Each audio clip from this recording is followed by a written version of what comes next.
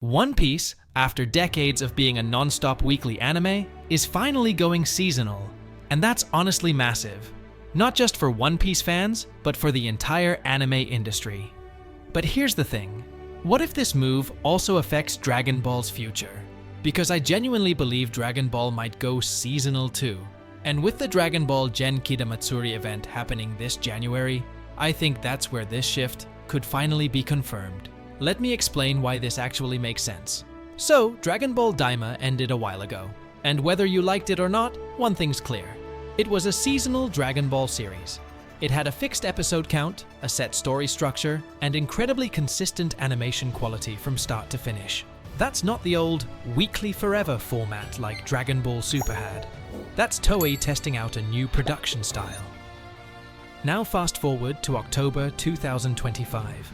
We're only a few months away from Genki Damatsuri, a brand new event in Japan that's teasing two major Dragon Ball announcements, a new game and what they're calling a new development super announcement. And yes, they literally capitalized the word super. That's not a random design choice, that's intentional. But before we get too deep into the hype, let me just say this. Keep your expectations low for Super's return, because while all the signs point toward it, nothing is officially confirmed.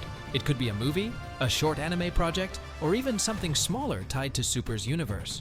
So, as excited as we all are, it's better to stay grounded until Toei or Akio Iyoku confirms it directly.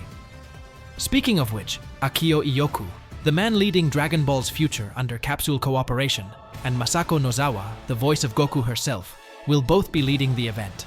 And if you know Toei, they don't bring those two together for anything small. It's clearly going to be a big moment for the franchise. Now here's where the One Piece connection gets wild. Toei Animation's priorities are shifting. For years, One Piece was their main focus. Weekly episodes, year after year, non-stop. That left little room for Dragon Ball to have consistent, large-scale anime projects running alongside it.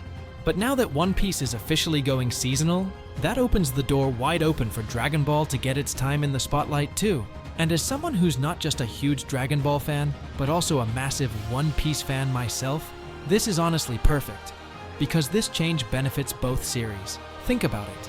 When One Piece runs its season for a few months, Dragon Ball can be on break. Then, when Dragon Ball runs its own season, One Piece can rest. Both shows get proper production time, proper scheduling, and that top-tier animation quality we've all been craving. That's a huge W for Toei, and for us, the fans. It also helps fix the biggest issue One Piece had for years, pacing. By going seasonal, they can adapt the manga at a healthy pace, use better animation techniques, and deliver every episode like a mini-movie. And if Dragon Ball follows that model, especially for arcs like Moro, Granola, or Black Frieza, imagine how insane that quality's gonna be.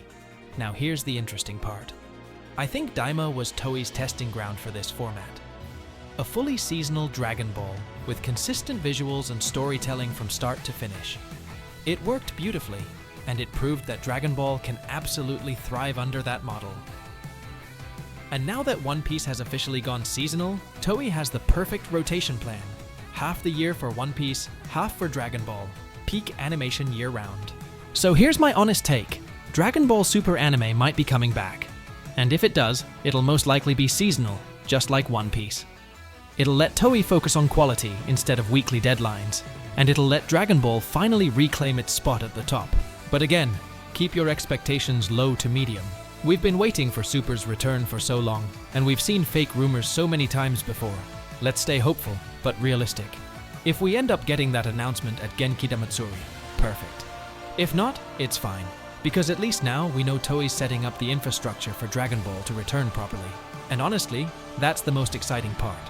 Whether it's a movie, a short series, or a full-on super comeback, Dragon Ball is definitely cooking again. The fact that both Akio Iyoku and Masako Nozawa are involved just proves it. So yeah, that's my full theory. Dragon Ball is likely going seasonal, and Toei's preparing for a new era where both One Piece and Dragon Ball can shine equally. It's the smartest move they could have made, and it's honestly the best outcome for us fans. Anyway, that's all for today's video. I wanted to share this full breakdown because I'm seeing a clear pattern here, and it might just be Toei's new master plan. If you're as hyped as I am, and if you love both One Piece and Dragon Ball like I do, drop a like, subscribe, and share this video around. We're on the road to 10,000 subscribers, and trust me, I'll be covering every major Dragon Ball update as we head toward January's event. Until next time, stay patient, stay hyped, but keep those expectations low, because when Dragon Ball finally returns, it's gonna be worth the wait.